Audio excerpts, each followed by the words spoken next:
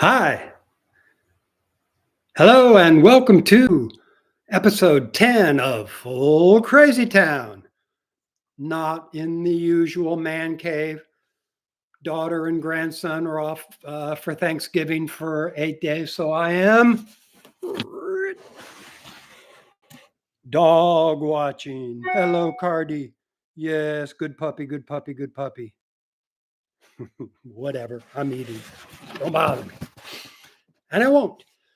I'm going to pick up where I left off, just about to round out Full Crazy Town. And then I've got about 150 million other things to talk about once I'm done. Wearing the two tone shirt today. And I'm going to be saying a lot about, not black power, not white power, but black and white and brown and everybody else power, power of the people. Chapter 19. More ham-handed shenanigans. And the ham refers to Hamilton 68, what was it? What was that called? Matt Taibbi had a great name for it. Basically a scam, a government censorship project. Hamilton 68. The Twitter files reveal that one of the most common news sources of the Trump era was a scam, making ordinary American political conversations look like Russian spy work.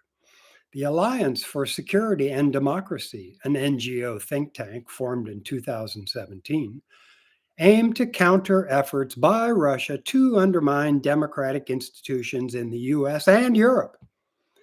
They blamed, and are still blaming, Russia for virtually every major bad news story. They billed themselves as an investigative research group, and their dashboard, Hamilton 68, dispersed news reports to major media outlets. Their spokesman was Clint Watts, former FBI official and now MSNBC contributor. How cozy. He insisted Russia had deployed Twitter bot armies to support Republican Devin Nunes, who said that Dems and the FBI used the infamous paid for oppositional research dossier of ex spy Christopher Steele to obtain secret FISA surveillance authority on Trump connected figures like Carter Page. Tell you these sentences that I'm mainly quoting other people, but these sentences can turn into paragraphs. They issued statements about every news item, and almost every media outlet dutifully printed, broadcasted, texted them like a court stenographer. Twitter became suspicious when the site wouldn't publish the list of 600 problem accounts, which they said were probably generated by Russian bots. Then they did reveal the list, but it was 95% ordinary, mostly right-leaning Americans. But Twitter wanted to be fooled because it gave them access to this important think tank and government officials. Then, when the ruse was discovered, Twitter didn't want to publicly denounce the list due to concerns about negative press and about spoiling relationships. Taibbi called the, I love this, Taibbi called the Hamilton 68 site, hey pup, here's the doggy, yes. You want to come up here and broadcast with me? Here she is, Cardi, yes, Cardi, not Cardi B, but Cardi C. My grandson wanted to call her after the movie Coco. You seen the movie Coco, Pixel, Disney? All about dogs in Mexico who die and go over the Rainbow Bridge. And it has great Mexican music and fantastic colors and lights and a good storyline. And that, you know, when, dogs don't live long enough, but when they go over the Rainbow Bridge, it's just them getting there until we can see them in the afterlife, huh, puppy? Anyway. Huh? Oh, yeah, Taibbi. What? Puppy Jesus, really? I'm live, I'm broadcasting. And if you weren't so cute, I'd shut you down. Yes, I'd shut you down right now, but you're the cutest puppy in the whole wide world. Now, could I just broadcast? Or are you just going to stare me down? See, she misses my daughter and grandson. They're in Wichita, Kansas for the week, Thanksgiving and beyond. Visiting friends of friends, family of family. And I asked her to check it out. I really want to know what the heartland of America is like these days. Yes, I do, puppy. Yes, I do. Don't you lick me. All right. Taibbi called the Hamilton 68 site a magic lamp of BS. All one had to do was write a story linked to a current event. No need for tiresome investigative journalism.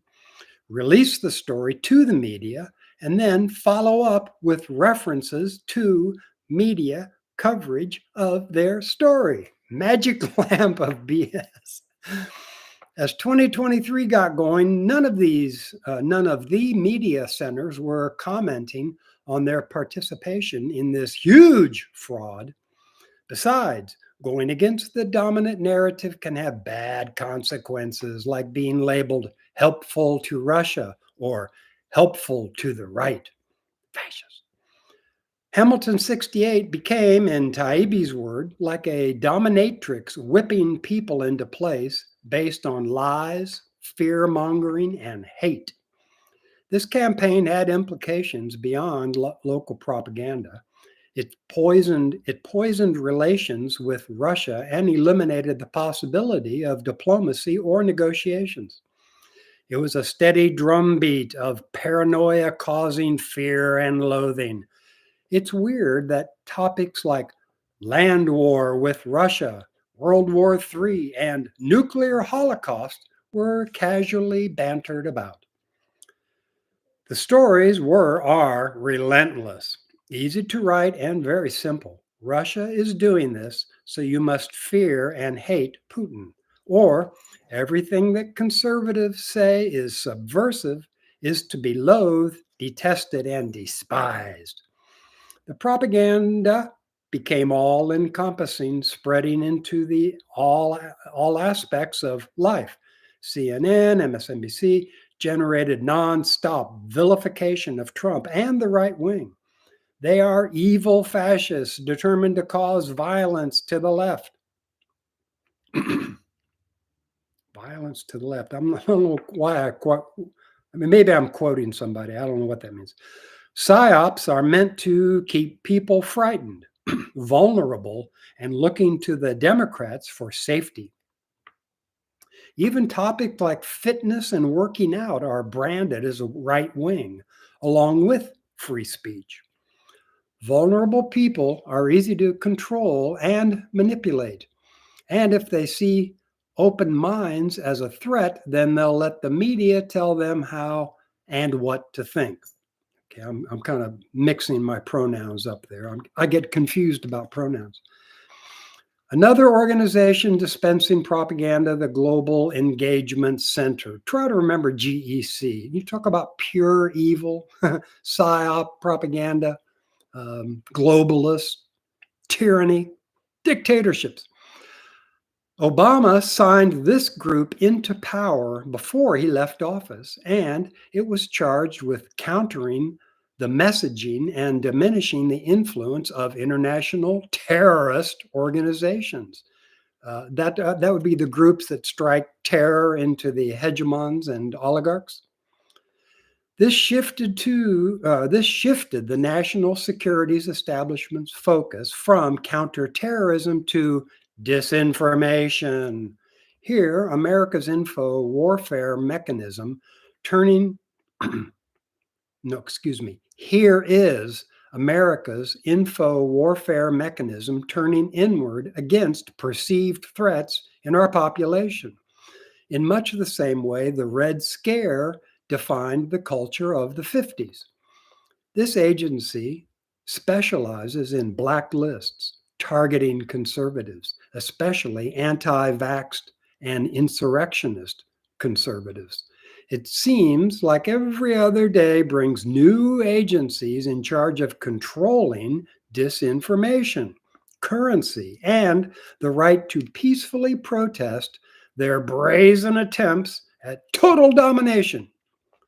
Another, another what? Oh, another organization. The the, the virality, vir, virality. Yeah, I think more like that. It was organized to counter true information about the COVID virus. We must counter the truth, not just information about the COVID virus, but vaccines and natural immunity and the lab leak rumors and the like. Their rationale was we have to keep countering those claims because if they are believed, it could help foment vaccine hesitancy. Vaccine hesitancy could spread all the way to doubt, skepticism, and refusal to follow directions. And then Facebook files as Facebook joined Twitter as uh, as, as censorship propaganda agents. Even the EU and Angela Merkel warned us against spreading censorship right before she just up and quit being the chancellor of Germany. Many savvy commentators said, don't celebrate kicking Alex Jones off Twitter. The government will soon be banning anyone at whim. Another organization, in 2016, the Cyber Threat Intelligence League, formerly the Cyber Justice League. These guys are all in for a Disney Pixar movie. Cyber Justice League steps up efforts to counter disinformation and disagreements over how Trump could possibly beat Hillary. In 2017, AMITT, Adversarial Misinformation and Influence Tactics and Techniques. Man, they love these long names, and began discrediting individuals with whom they disagreed, and then deplatforming them one by one. It started with conservatives, then spread to liberals and progressives. AMITT teamed up with the World Economic Forum, Klaus Schwab, to promote digital IDs for everyone and to label protesters as terrorists. Now we've got them right where we want them. Same as it was back with the Black Panthers. Another, how many organizations? Yeah, don't ask. Unit 8200. In 2020, this group began offering their data gathering and monitoring services to U.S. hospitals for free. Hey, can't turn down freebies. After the pandemic hit, hospitals were short-staffed and overwhelmed, and Unit 822 rode to their rescue, providing counter narratives to the vaccine hesitancy issues and anti-vaxxers' sentiments. They censored anyone who questioned or criticized U.S. Israel Intelligence Agency or the U.S., UK, or Israel governments. Some doctors were paid for each vaccination jab.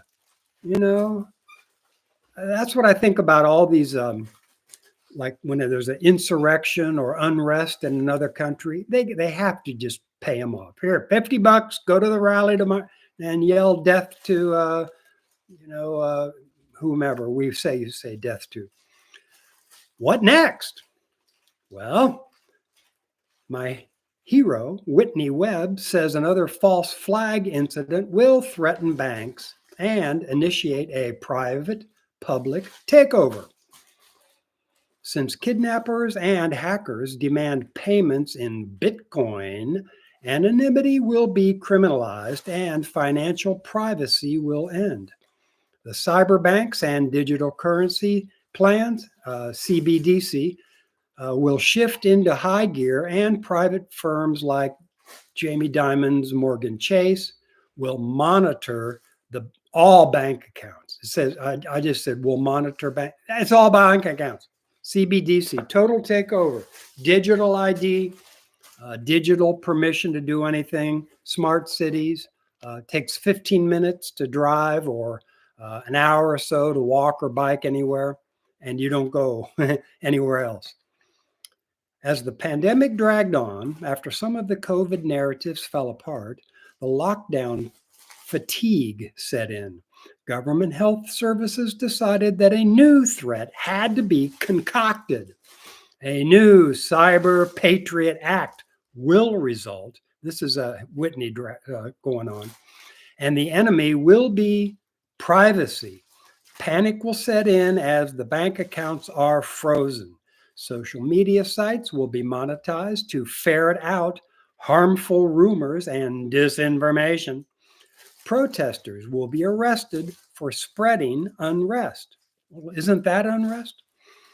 Digital IDs will be required to buy food and other necessities. CIA-sponsored companies like Palantir will use AI to predict criminal behaviors. What's that called? You arrest somebody because of something that you think they're about to do. Puppy, what? I'm going to have to get you another treat so you quit bugging me. Quit bugging me, puppy. Tell you what, you go lie down. Go lie down, puppy. Go lie down. You want to come up here? Well, come on. Come on, up. All right. Yes, you can lick me. Peter Thiel, Palantir will use AI to predict criminal behaviors. It will take bravery to exist in this new world. It continues, and hardly anyone is yelling, the emperor has no clothes. The NGOs, uniparty system, unelected security state officials, and other globalists have bigger goals beyond being anti-Russia. The neocons, neolibs, and Zionists have had world domination high on their to-do list ever since World War II. Russia is just their first target. China is next. However, conquering the world means winning the economic game too, and here the US seems to be blundering. The proxy war was supposed to bleed Russia dry the way it happened to the USSR and Afghanistan, but it appears the BRICS plus 5 countries and others are teaming up to dump the dollar as the world's reserve currency.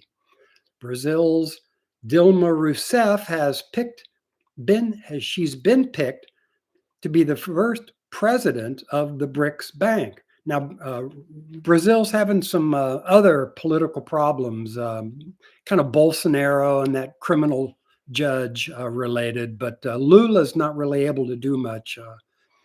I'm not sure what the future of Brazil and the BRICS countries is going to be. Anyway,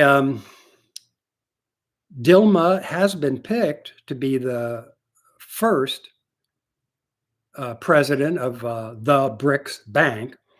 Most of the moves the U.S. is making seem to be purposefully tanking, the economy. And why not? They and their banker pals make out like the thieves they are after each and every financial crisis.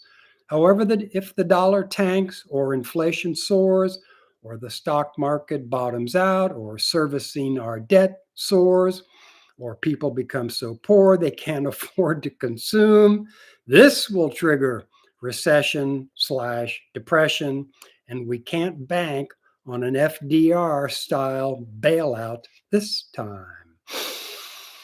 The last chapter. Hopefully, this will be the final thing we have to say about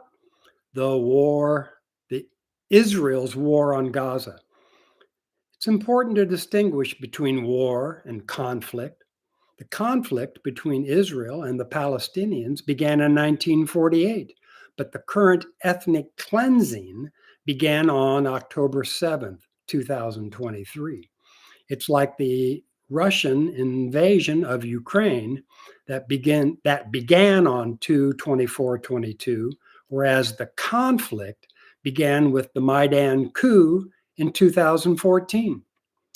Max Blumenthal gave a great speech at UMass on May 8th, 2024, about the Israel influence over US institutions, from academia to Congress to local law enforcement agencies. He described the ironclad and unwavering support for Israel as a mask off moment. The occupation of Gaza began in 2008 when the open borders were closed. Since then, the Palestinians have been besieged with only enough food getting in to barely sustain them. The Zionists redirect all criticisms into the anti Semitic category. End of story. Unless the critic is Jewish, then she or he is a self hating Jew. As the war on Gaza commenced, I started demonstrating downtown and on campus for a ceasefire now. I scrawled graffiti, tried to get people to write anti war letters to Congress people, and disrupted various social gatherings. I don't even want to talk about it. It was such a flop. I don't mean to be name calling, but Eugene is, in my opinion, the shit lib capital of the universe, California notwithstanding. New York City, too. Anyway, I endured a lot of scorn and derision, but like Jimmy Dore said, I wear their abuse like a badge of honor. But still, it's hard to get flipped off and have people screaming in your face and pointing big, long, bony fingers with long painted nails at the end right in your eye. So I do try to wear it like a badge of honor, but I just want to have both my eyeballs. I started demonstrating for an end to the genocide by holding up signs that read "Ceasefire" and "Stop the Genocide" at a busy intersection on the U of O campus. This gave me some hope for our future. I got many views, thumbs up, to use social media language, many views, thumbs up, and only a few thumbs down and middle fingers. But it's so hard to do good in the world. At least, if you have in mind, oh yeah, the greater good, the common cause, and people, no, F you for even thinking about it. Several students knew, now this was encouraging, several students knew about the history of Israel, and one guy knew about the removal of Osama bin Laden's letter to the American people that The Guardian and TikTok removed from their websites. Before it was taken down, some 4 million, mostly young people, read about the U.S. support for Israel as being the main reason for the 9/11 attacks.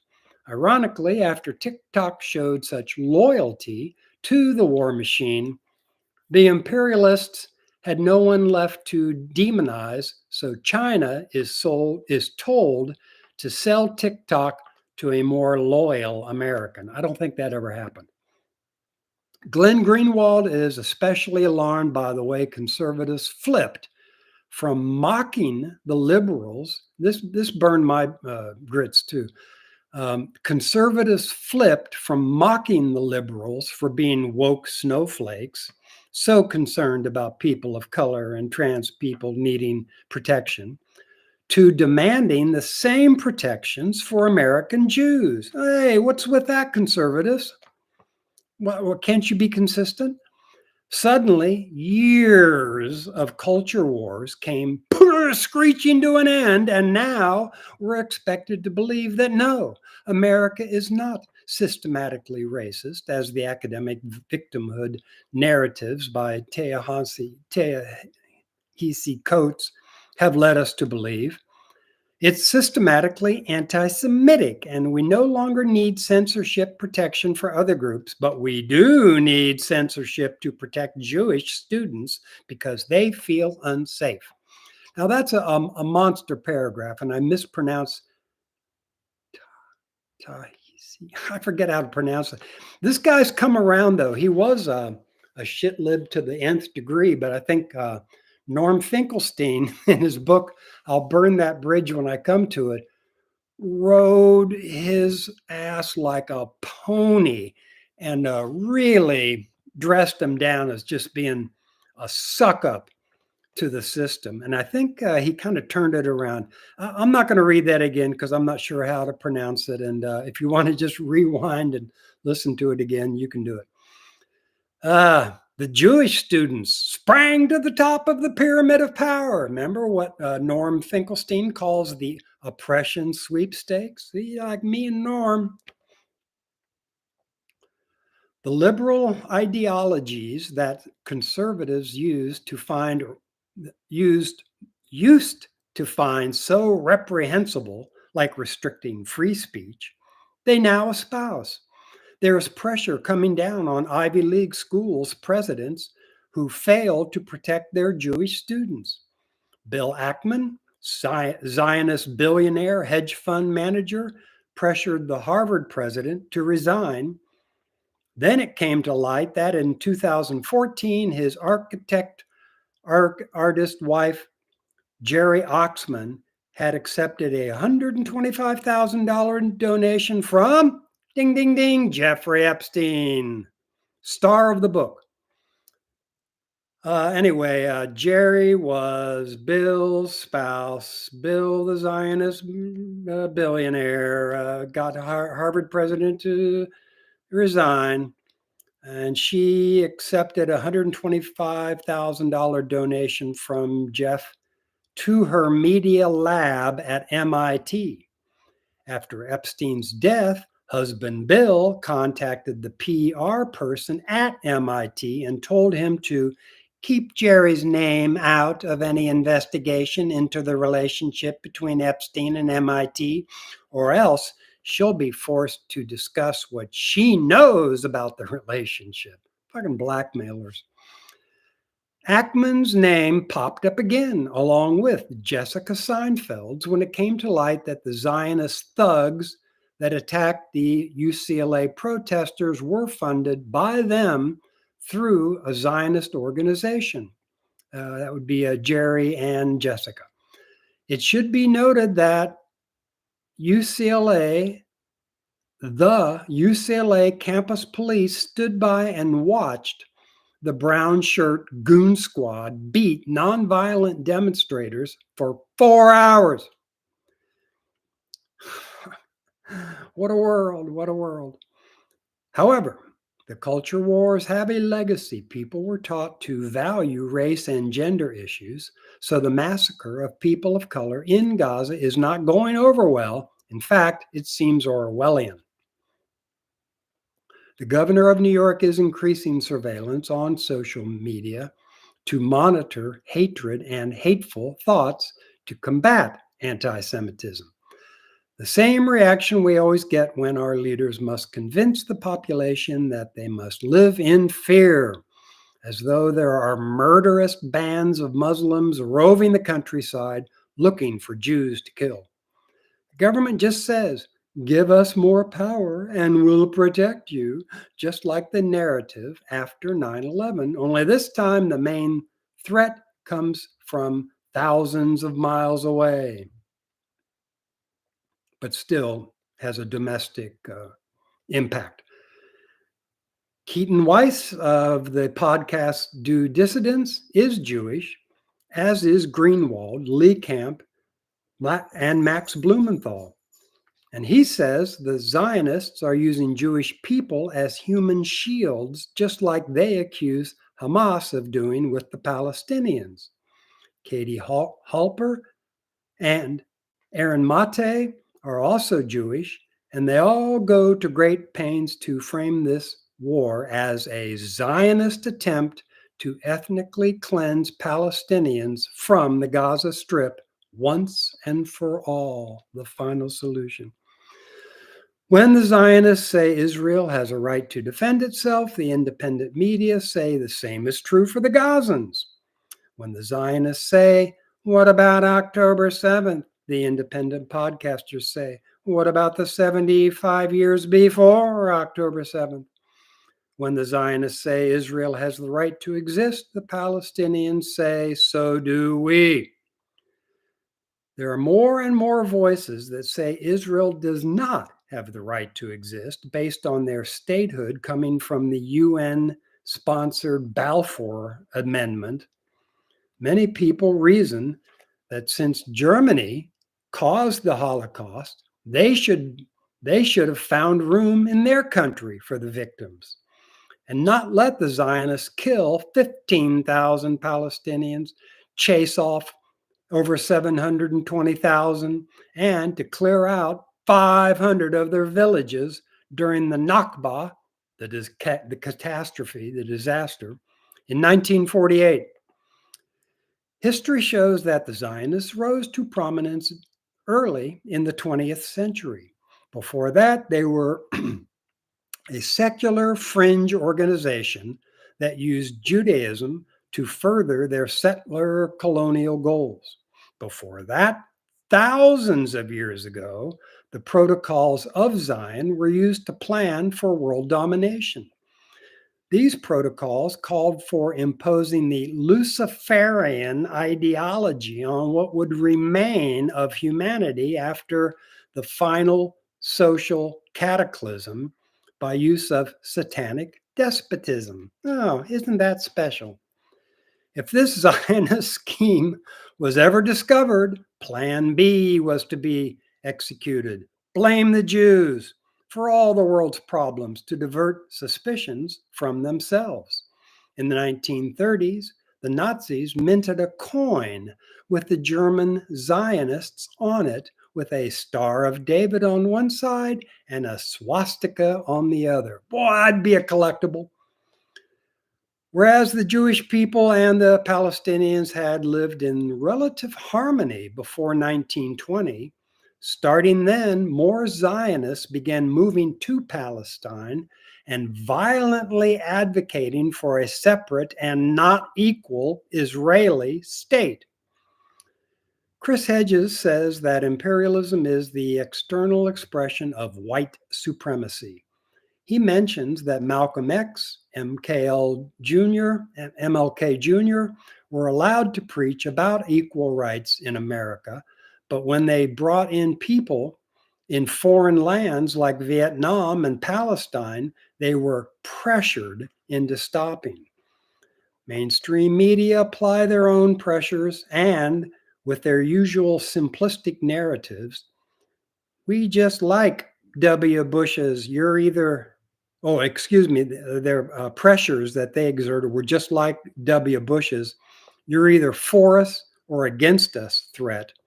Now we're told we're either a pro Israel Zionist or an anti Semite. University donors threaten to withhold hundreds of millions of dollars unless Ivy League schools restrict free speech that makes Jewish students feel unsafe. As usual, the real issue here is who gets to decide what is and isn't hate speech. The real issue. Also, what's more important? Jewish students in America feeling unsafe or genocide in Gaza? Let me think. Life's pretty comfortable here. I don't really have to think about Gaza. Ethnic cleansing continues. The slaughter sparks skirmishes from Hezbollah in Lebanon and the Houthi rebels in Yemen, who have shut down freighter traffic heading to the Red Sea, forcing ships to detour south around the tip of Africa. The US and its allies threaten to join into the regional conflict, but this would have severe implications. When Israel bombed the Iranian embassy in Damascus, Israel's response was to show them that their Iron Dome was more like a colander. Bibi probably hoped the US would spring into warfare with Iran, just like the neocons have desired for decades. However, it seems like Joe made a deal with Bibi. If you forget about Iran, we'll let you continue your genocide. Otherwise, we're not sending you any more arms or money. Joe has flip-flopped on sending more munitions, adding to the overall confusion and chaos. Worldwide opinion is shifting against Israel's crusade against its opponents and against the U.S. bond with Israel, which is, as U.S. Secretary Lloyd Austin says, unshakable, ironclad. 2024 sees more terrors in Gaza and Ukraine. Zelensky's top generals admit it's over, and they get fired for saying it. The bill to give $95 billion to Ukraine and Israel passes in Congress and was signed by Joe. Come on, Bobby. Prior to this, Biden was bypassing Congress and sending money and arms to Israel on a regular basis via executive action. Yes, you have to go pee, puppy. Can you wait? Maybe not. You're okay. You went out right before I come up here. It's just me talking, and you don't know what I'm doing. Well, I'm broadcasting.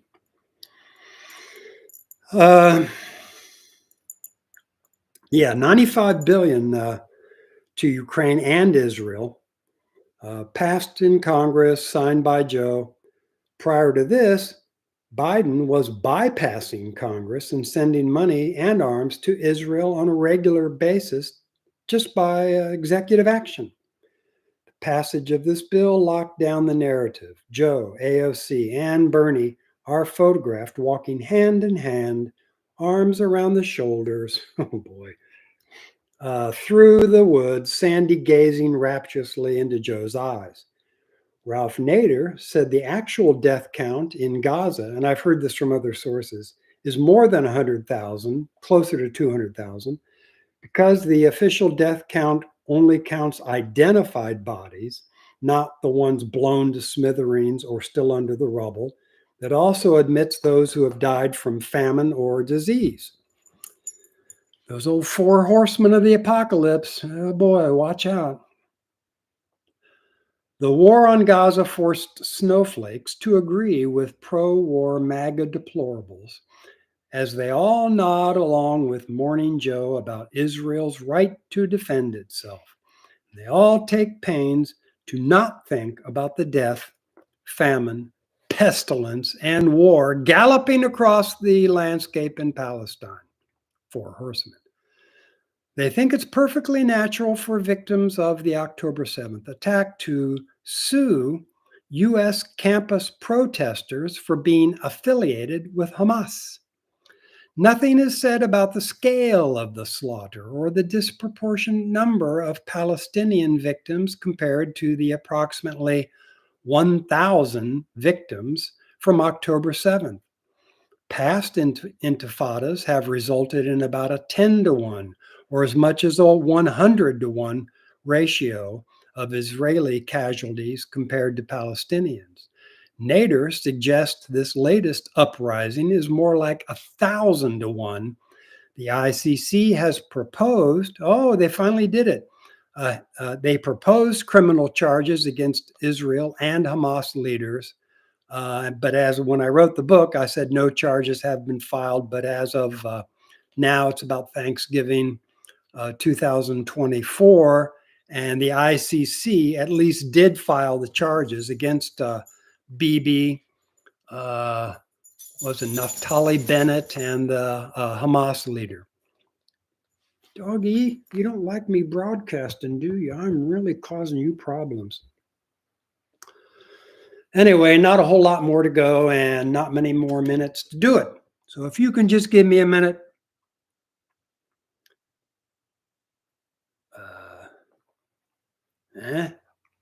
Where am I? Not many. Yeah, charges have been filed, not likely to have any effect. Here we go. Here's a good factoid. The ICC was created to deal mostly with African warlords, not white Europeans like Bibi Netanyahu. From the book of Revelations. Boy, I tell you, may have to finish this later. It gets so heavy into biblical and Antichrist. I mean, good and evil,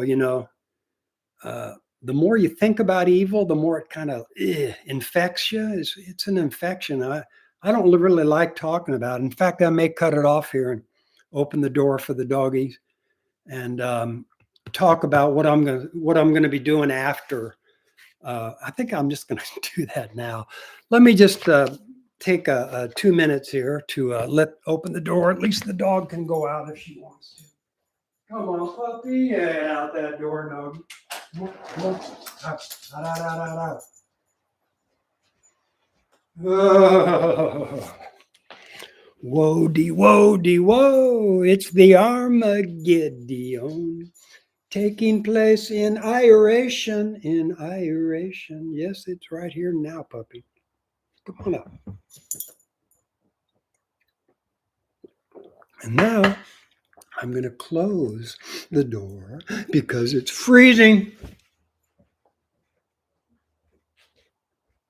But yeah, I definitely have about a million things to talk about once I'm done with the reading. I do want to get on another platform so I can do episode 7, the one that got censored by YouTube. I don't even know if there is another platform. I'm so ignorant.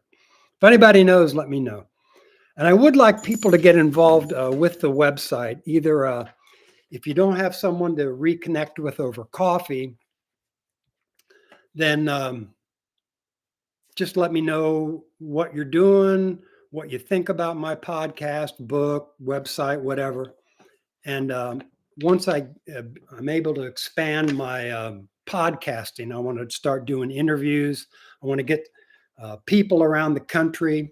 Like when my daughter and grandson went to Wichita, let me know how many people are on the street, how many beggars, and what the infrastructure is like. Because I heard Matt Taibbi's broadcasting partner, Walter Kern, he travels around the country by car, and he promotes his book. He goes to book fairs, and he's written several books. And he says the only people you see on the road are truckers and retirees in RVs.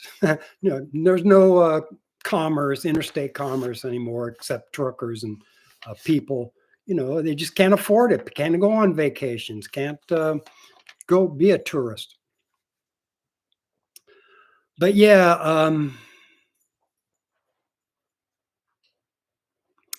I want to talk a little bit about how I got started with podcasting, because it is kind of an amazing story. I was listening to mainly a lot of the Revolutionary Blackout Network, and especially Nick Cruz, and the other podcasters I kind of mentioned through my book. But a local guy, I did a spot for him about the Green Party, and I kind of got a chance to mention my book and the Green, and don't vote for war pigs and all that. And they made a real nice spot, and so I sent it out on Facebook or Instagram or both. I don't know what, but I think I'd sent it to Blackout RBN, and at the time there was a co-founder there named CJ, and he was putting together other podcasters to do like podcasts from the RBN site. And so he picked up my promo, my video for the Greens, and thought I'd be a good co-host, and just plunked me in there with 3 other guys at times. And that gave me the podcasting experience. But then CJ and Nick, they're the 2 co-founders, had a horrible falling out, with mainly CJ acting like a dick and quitting, saying he got fired, using his password to lock out all the other podcasters on the RBN and trashing them all. And it was a horrible falling out. But that ended our podcast. So that's when I decided to start doing my own. Um, and I've done a lot since then, but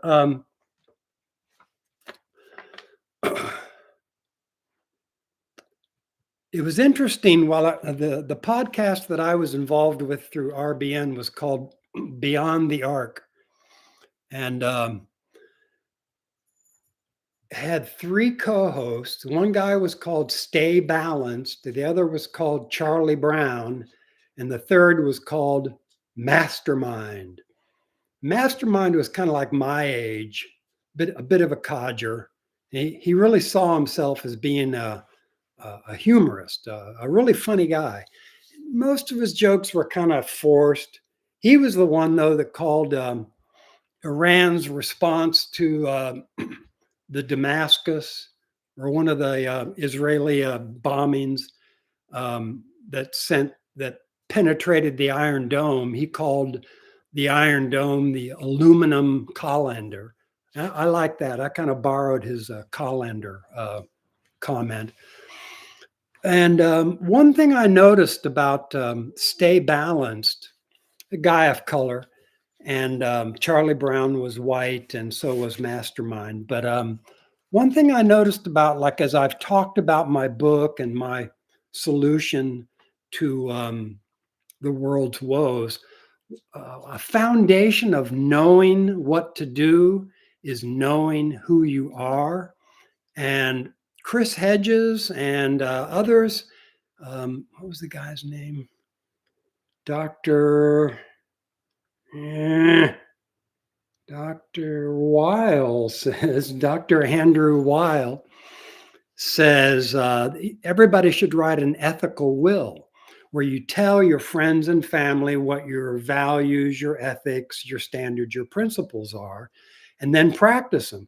A lot of people, I found out, I'd mentioned this to them, and they kind of tilt their head and open their eyes and stare off into the distance, like, tilt. I never really thought about this. And like, I never had either until Dr. Weil. And basically, I just wrote down what Chris Hedges said for my ethical will, because almost everything Chris Hedges says kind of reflects, puppy, what? You are such a pest. Anyway, Chris Hedges helped me write mine. And I noticed when I mentioned it to my co-hosts, and I tried to get to know my co-hosts before we went live, and they said, nah, we'll just, if there's a little bit of give and take or friction, that's a good thing. Okay, guys, I'm the kind of guy that speaks my mind. And the first time I mentioned the ethical will, when I had a chance to speak, we only had 20 minutes each over an hour, I noticed Stay Balanced kind of went, "Er," and stared off into space. Puppy, what? You are such a pest. You are ruining my story. Anyway, I don't really want to go into it too much, because I don't blame Stay Balanced for tilting like that. I mean, that most people do, unless you really have written your ethical will and talked to everybody and incorporated it to where you practice it every day. You don't know what TF I'm talking about. But the second time I mentioned it, I forget what I was doing, but I kind of wanted to bring it up again after Stay Balanced, did the tilt. I wanted to bring it up again the next podcast, just to see if he'd thought about it, if he had something to say. Hey, thanks. Yeah, I think I've kind of gotten myself on track. But no, the second time I mentioned it, he got real squirmy and started looking around. Where's the exit? Where's the escape hatch? I'm being triggered. And he got up and just ran off. Didn't say I'll be back or anything, but just ran off camera. And he came back after a while, but then he never came back after that. He never was a podcaster on Beyond the Arc. And that was the name of the podcast. Puppy, you are staring at me. Look, you want to get on? Look, there you go. There you go now, puppy. There. Stare at the. Yes, don't give me a hard time. Anyway, only a few minutes, pup. I'm going to hear about 10 more minutes and then that's it. Anyway, that's the ethical will. But then when the CJ and Nick broke up, and I think Charlie Brown and Mastermind went with CJ to his new site, but I wouldn't go because I liked Nick Cruz so much, and he told the real story about how CJ was a dick. So I stayed, and I told Mastermind and Charlie Brown we all had ways inside RBN to text and chat, and I said there was Rome, Unholy Rome, part of the RBN network that was criticizing these new podcasts and podcasters. I think almost not all whiteys, but mostly white, as being, as you know, he said they suck and they're boring. And I was watching. Yeah, that's what I've been telling these guys. They bring on, I don't know, Jesse Jett. He's kind of a folk singer, kumbaya about political stuff. Not too imaginative, not too catchy or good. Just they'd bring them on and they'd cut into my time, my 20 minutes. I'd be holding up signs going, hey, only 10 more minutes. That's all I got. But after CJ left, will you be quiet? After CJ left, I told Mastermind and Charlie Brown, I said, see, I told you we shouldn't be boring and shouldn't suck. And Mastermind says, I've got something you can suck on. Laugh out loud. Weak bullshit, man. I mean, and my only response was, you talking to me? Well, I'm the only one here. And that's about as much of a threat as I make to anybody. The line from Taxi Driver or whatever that movie was. But yeah, we were boring, and Jesse Jett, nice guy, good man. But I was on there going, yeah, you have to fight the Zionists, and we have to, the Zionists are going to try to blame the Jews when the going gets rough. They start, equating Zionism with, warfare. We have to equate Zionism with anti-Semitism, and so blame the Jews for all these problems, ICC, and I don't know where my train of thought got derailed, but yeah, it was me trying to, I know what happened. Yeah, Stay Balanced interrupted me when I was doing my presentation about, and should the Zionist plan ever get discovered, they're going to try to blame the Jews to deflect criticism from them. And I'm continuing to talk, and Stay Balanced interrupts me and says, well, I think you have to admit the Jews share some of the blame. And so, boom, ding, ding, ding, ding, change the narrative, alert, timeout. And I said, I don't want to talk about that. You talk about that during your 20 minutes. I'm talking about the Zionists wanting to blame the Jews to deflect credit away from themselves. You want to talk about the Jews share some of the, do it on your own time. And this is why I wanted to talk to these guys before I went online, before we aired out our dirty laundry live broadcasting. So anyway, that was kind of it. Now I've only got about 5 minutes. Let me see. I guess I'll just talk a little bit about Nick Cruz, and he's kind of like Glenn Greenwald, genius, talker, keeps those thoughts straight, doesn't get derailed. He can keep like 2, 3, 4 subcategories going in. Bing, bing, bing, back to the main point. Talking fast, humorous. Nick is very humorous. He says, I watch these shit libs, CNN, MSNBC, just for the comic relief. I can barely watch it. I can barely watch Useful Idiots. And Katie Halper says, we watch the Sunday morning talk shows so you don't have to. But still, they show Morning Joe and all these horrible monster propaganda stenographers for the ruling class. But anyway, Nick is really good. I can't decipher any more notes. I'm going to have to look and think. A lot of times when I take notes, I don't write enough to trigger my memory. What the heck you talking about?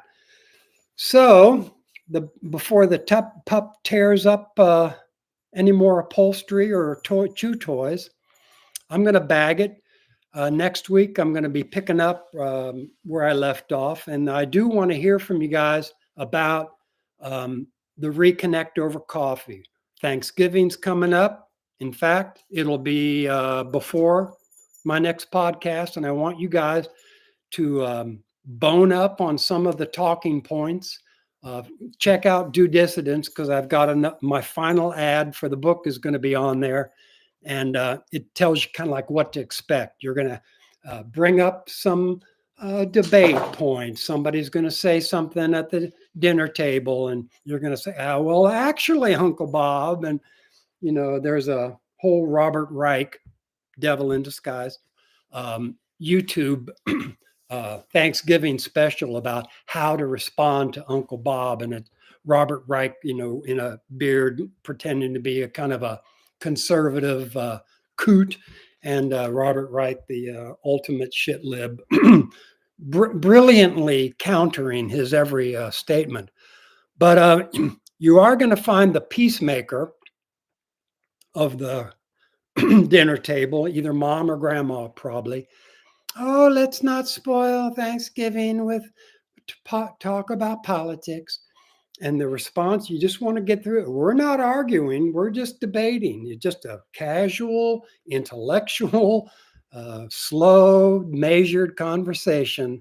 And it's better than just saying how good the turkey is for the umpteenth time. After that, you're going to have the hijacking of the conversation where somebody's going to listen to one phrase one quote that came from you, and treat that as if that's what you're talking about, not what this person wants to talk about, and is going to try to hijack the narrative. I sort of like what Stay Balanced did to me. I want to talk about some Jews are to blame. Well, that's not what I'm talking about. So stick to your guns. Don't get distracted. Don't get hijacked. And call the person out for trying to hijack the conversation and get back on track. After that, it's just a matter of persistence. Take your time, respond to every quasi simple slogan or something, CNN talking point. Take a breath, breathe, act with care and concern, compassion, and just use logic. Look for things that you have in common. Don't emphasize the differences. 2 minutes to go. That's what you're going to come across. Plus, if you read my book, you'll be set with most of the pertinent facts about most of the pertinent issues of today. And you need to practice that stuff. I've always been amazed at how people like Medea Benjamin or Jose Vargas can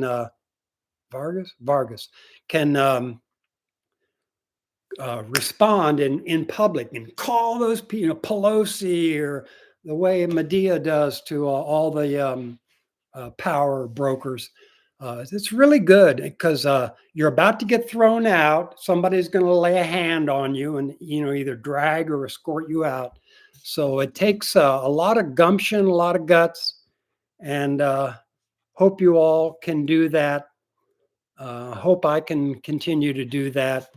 And like I say, starting next week, I'm going to be having a podcast go in about a million, zillion, quadrillion different directions. And I hope you're all doing well. Thanks for tuning in. Bye now.